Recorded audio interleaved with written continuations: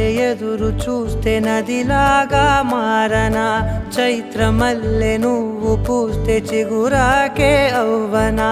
నన్నే వరించే యువరాజును అంట నీ యువరాజు